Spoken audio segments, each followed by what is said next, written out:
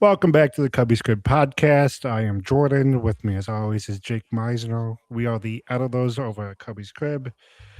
Jake, had we recorded this on Monday, maybe a little bit of a different tune. Cubs were coming off of losing 2 of 3 to the Dodgers, but they had a 10-game winning streak. The offense was turning things around.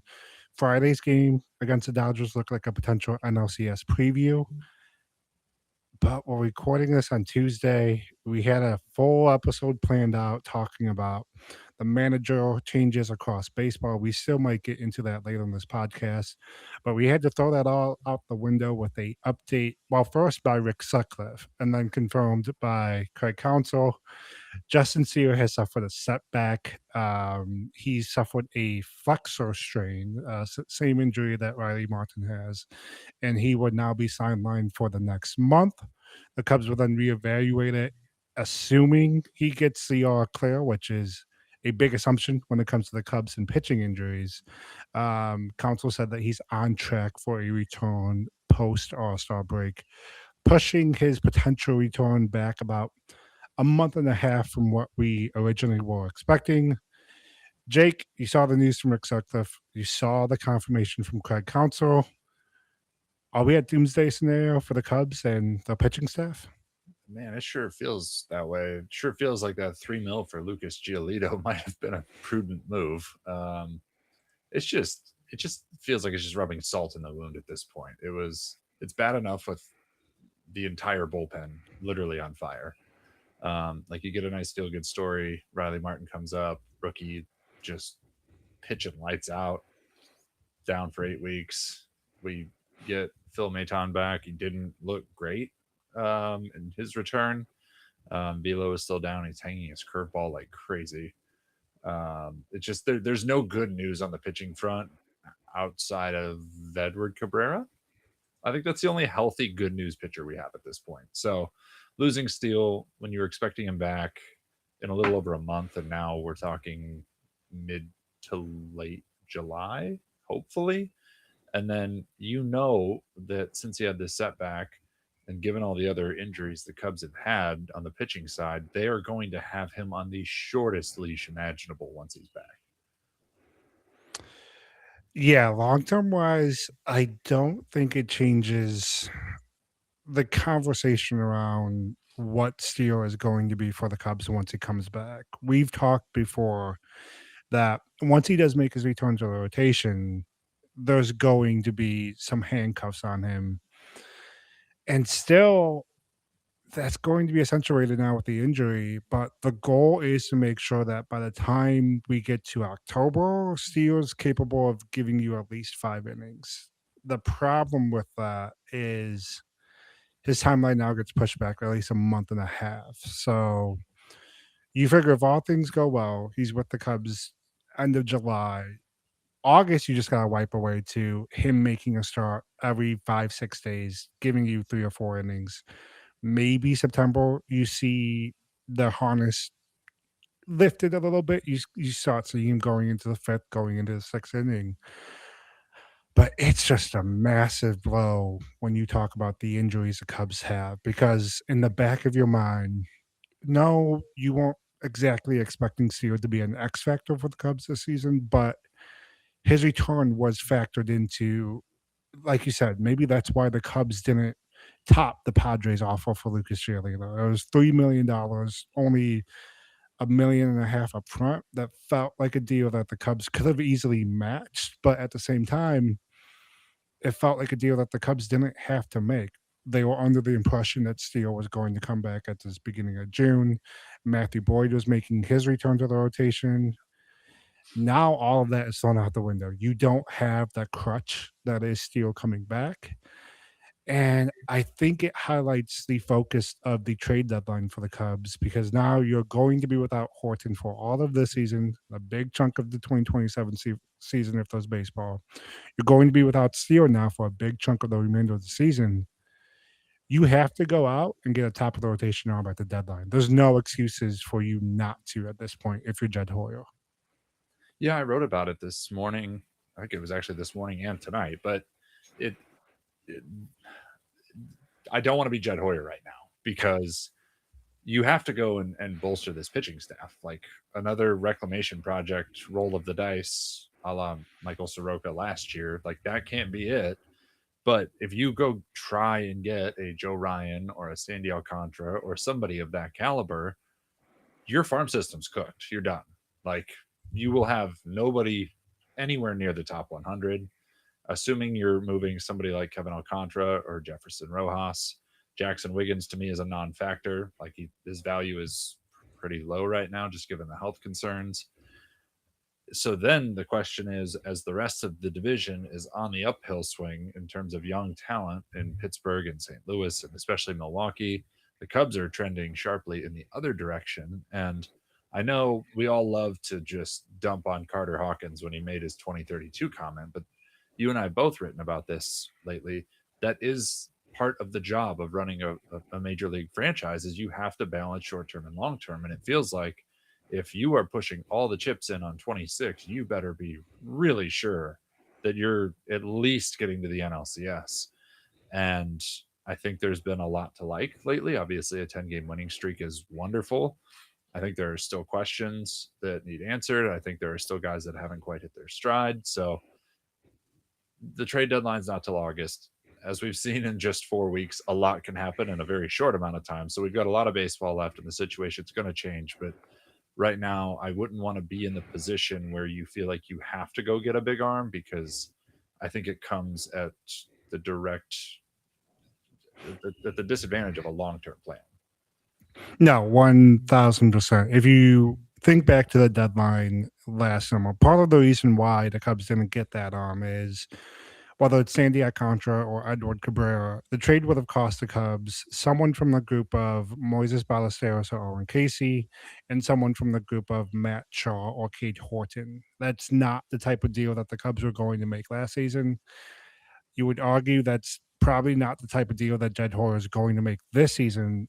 Which, if you're not trading one of your young position players at the major league roster, to your point, you're going to have to deplete the farm system. And it's a catch 22 that the Cubs find themselves in, because they entered 2026. The expectations clearly was to be a legitimate threat in October.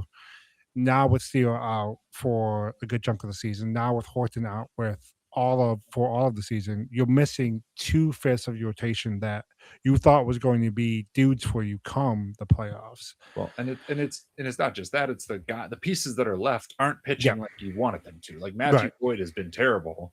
Jamison Tyon's been solid. Shota has been a very pleasant surprise. Edward Cabrera has been a very pleasant surprise. But Shota had an injury shortened 2025 season. Edward Cabrera's track record health wise speaks for itself. Um, Becky on Facebook listening in isn't feeling optimistic. She's thinking that Justin Steele is out for the year. Hopefully, she's wrong. Hopefully, we're all wrong when those dark, dark thoughts were creeping in when we saw the news today. But yeah, it, just nothing feels like it's going right on the pitching side outside of Cabrera and Imanaga right now. Yeah, that's really the concern when you talk about Steelers timeline is right now it's the Cubs going off of the best case scenario. We've seen in the past that when the Cubs go off the best case scenarios with their pitchers and the timelines, that often doesn't happen in actual life. No, it does not. That that's why the fear is that even if we get to the All-Star break, even if Justin Steele is in minor league games on a rehab assignment, there's another shoe that's going to drop. And unfortunately, between Riley Martin and Justin Steele, I've been forced to kind of read up on flexor strains, figure out what's the deal is with the injury. Yeah. It turns out it starts in your wrist. It's essentially the muscle that's between your wrist and your fingers, but that often can be a precursor to further elbow injuries or further shoulder injuries, which is why Steele had already seen Dr. Meister in Texas to see, hey, what's the deal here? Now, it's entirely possible that we get to a month from now and there's further testing done and the elbow just is completely shot. You can't rule that out. We've seen instances where pitchers simply have to have another surgery. We're not at that point yet for Steele, but those are the ramifications that we're now dealing with or forced to discuss with this update. Yeah, we're not at that point yet, but it would surprise absolutely nobody if we find that point in about 4 weeks. I think that's just where things have trended. I think this one felt like such a slap in the face because every update we'd gotten from Steele himself was like, man, I'm rolling, I'm feeling good, like I can't wait to be back. So like this one felt like it was out of left field. We had no warning. Like somebody like Jackson Wiggins, like when you and I Right. were texting, like, up Jackson Wiggins on the IL elbow thing, like, yep, checks out, makes sense. Hunter Um, Harvey. the Hunter Hart, like that, those all make sense. Doesn't surprise anybody really. Unfortunate, you don't love it. Wasn't shocking, but still, it just felt like this was out of nowhere because we'd been so focused on the myriad problems at the big league level on the pitching staff now that we weren't really worried about Justin Steele, and now this comes up and just kind of hits you like a train. Yeah, it kind of feels like another massive injury, even though Steele wasn't contributing the major league team this season yet. And like we mentioned, it does change your expectations for Steele moving forward. Jake, we're going to table the Justin Steele news for now. I feel like we've already exhausted where the Cubs are, where they're going to go, and what's next for Steele. I want to shift to what's been happening across baseball over the past few days. We saw a big change in Boston on Saturday night. They're calling it not the Red Wedding, but the Red Sox wedding. Our boy Craig Breslow went in, wiped out most of the Red Sox coaching staff, including Alex Cora. And then we get to today. The Phillies make a major change. Rob Thompson is out as manager. There's been odd connections between the Cubs and both of these firings. Let's start with the Phillies because I think that's just the simplest version. The Cubs have beat the Phillies 6 out of 7 times this season, added to their woes. Combine that with stuff we've been hearing out of Phillies clubhouse over the past year, including what happened with Nick Castellanos. It feels like Thompson being out in Philly was inevitable, and the Cubs adding to it this season probably was just the final nail in the coffin. Yeah, I mean, no big surprise. Dave Dombrowski and Phillies ownership, like they're not here to barely scoot into the playoffs. Like their window is rapidly closing, and they're very well aware of that fact. So to be where they are, I think this one like 10-ish games under 500 a month into the season, like that's just unacceptable for Phillies baseball. The move, like the writing was on the wall. I think I know we'll get to Alex Cora in a second, but for me, the big shock was that people were surprised he didn't take that job. Personally, no, I'm getting paid this year and I'm getting paid next year because Alex wasn't even halfway through his extension with Boston. I'm getting paid. No, I don't want to go and jump in a month into the season and start 10 games behind the eight ball and then be the scapegoat if things don't turn around. Like, give me a clean slate in 2027. Let's see what happens. But yeah, Thompson is going to always be like one of those guys that is loved in Philadelphia. He's been in baseball for decades, led them to the World Series. So, like, I don't think that any fan is going to drop this at his doorstep, really, but it was a change that, was just going to happen. Yeah, let's pivot to Alex Cora because the Cubs ties there, you kind of can't overlook them.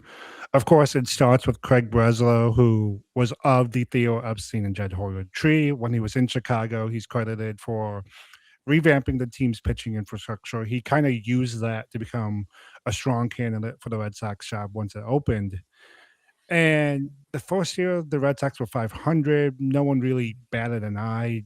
Breslow was getting a feel for the way to land in Boston. The drama kind of started last offseason or the offseason prior to this past one when he went out, he outbid the Cubs for Alex Bregman the first time around. In doing so, he created a divide with Rafael Devers that was never resolved. The resolution was Devers being traded to the San Francisco Giants in a trade that now looks like an absolute disaster for the Red Sox. Fast forward to the offseason, the Red Sox lowball Alex Bregman to the point where they called Scott Boris's bluff, believing that he had no other offer on the table. 20 minutes later, he's signing on the dotted line with the Chicago Cubs. There's been a case that Alex Cora was at the center of everything that's gone wrong for Boston. And if he wasn't at the center of everything, he deserves the lion's share of the blame. I think that's kind of making him a scapegoat when it should have been Breslow, but Breslow can't fire himself. And you look at one decision he made, he decided to trade for Caleb Durbin over Matt Shaw in the offseason. Who knows just how intently the Cubs handled those trade talks with Boston involving Shaw. But if you see what Shaw's doing for the Cubs right now and what Caleb Durbin is doing for the Red Sox right now, that seems like another mess for the Red Sox. And it just makes you wonder, is Craig Breslow really the guy we thought he was when he was in the Cubs organization? I'm pretty sure Red Sox fans have their answer pretty locked in at this point. I will say on the Devers trade, given how bad he's been in San Francisco, I'm glad that if I'm a Red Sox fan, I'm very glad that's not on my books. But just the communication element seemed like it was never there. It seems like that was very easily avoidable, given that as soon as Devers went to San Francisco, he immediately started playing first base and had no issues. So, but yeah, would not want to pay that contract for the next however many years. Yeah, I don't. The roster was flawed. Everybody knew that heading into the season. I think honestly, the Red Sox and the Mets kind of remind me of each other in weird ways. Like there is talent on each roster, but the pieces don't fit together squarely. It's kind of like watching my 3-year-old put together a puzzle. Like sometimes she just pushes on a piece and hopes it'll fit.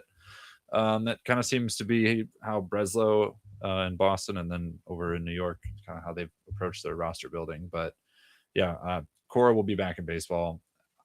If he wants to manage, he's going to have a chance to do it. I think keep an eye on him exploring, front office jobs. That's something that he's always wanted to do. And I could see him want to do that so he could have a better balance between seeing his family, still being in the game. But yeah, I mean, no other way to put it. It's just, it was a bad start to the season. And this is Breslow's last chance to save himself because, like you said, he can't fire himself. But I'm pretty sure John Henry's gonna if he doesn't turn this thing around on a dime. Maybe. I mean, who knows? He doesn't really meet with reporters all too often, so we'll see.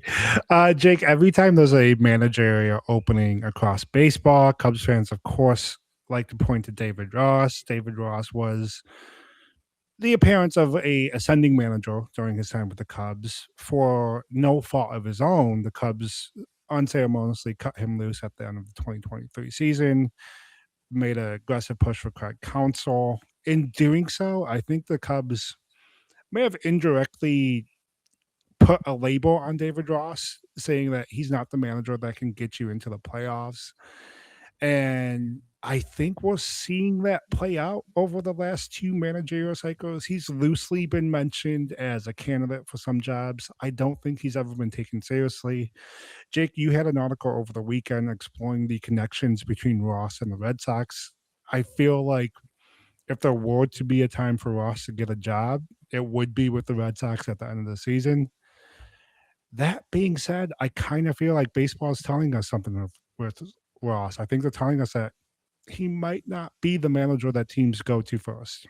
So I don't think that the Cubs firing him is what like painted him in a bad light across the sport. I think the fact that he has refused to take any coaching job outside of being a manager since, that's probably the bigger problem because he didn't really have experience as a coach, as a manager until the Cubs brought him in to replace Joe Madden.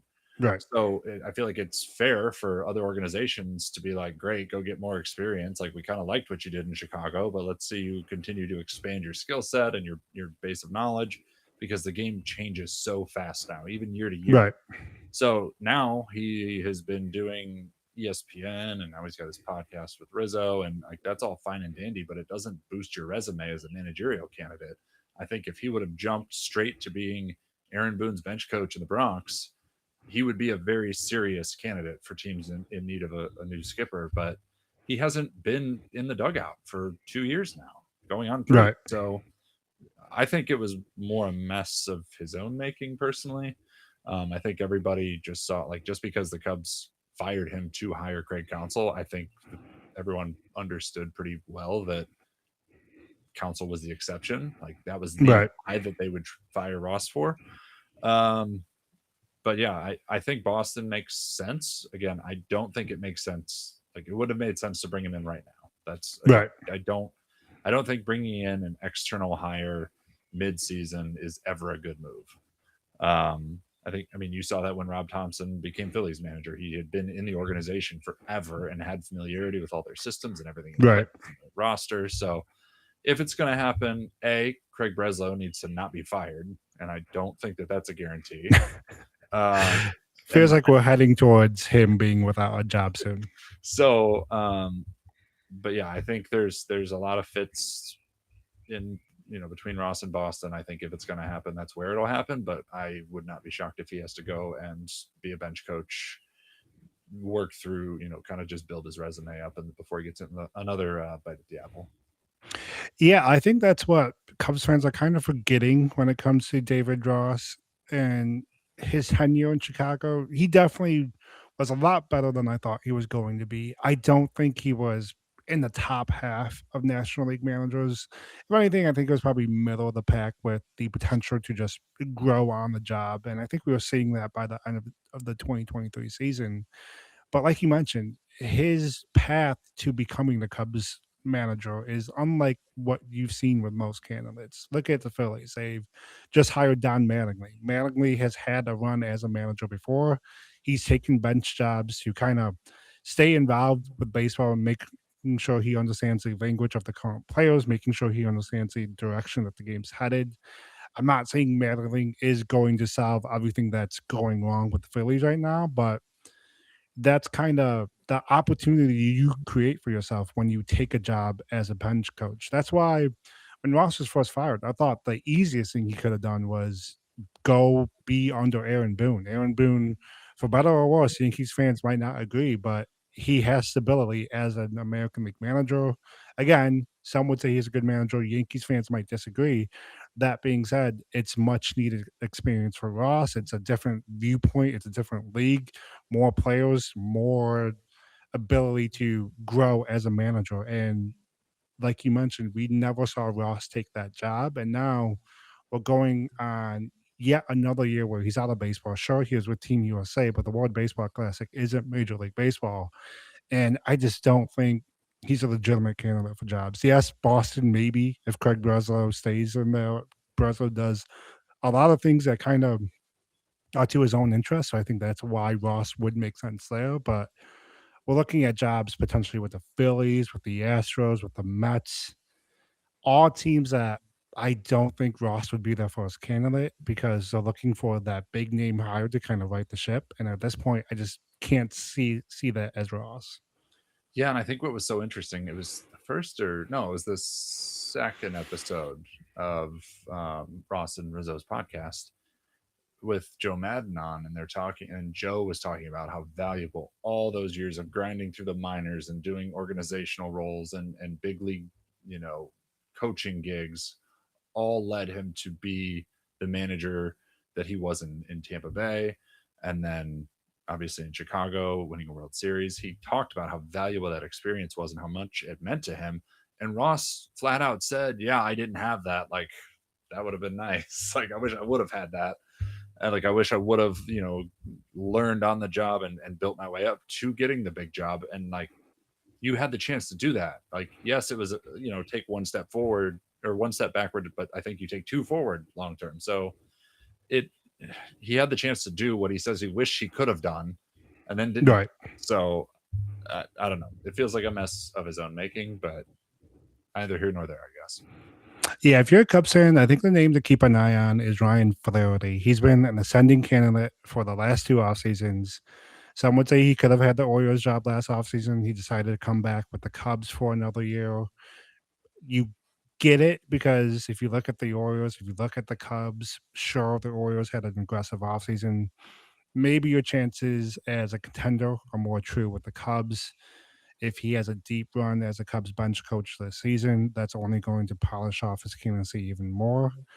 I think when we talk about the potential jobs open this fall, I think Flaherty's a name to watch.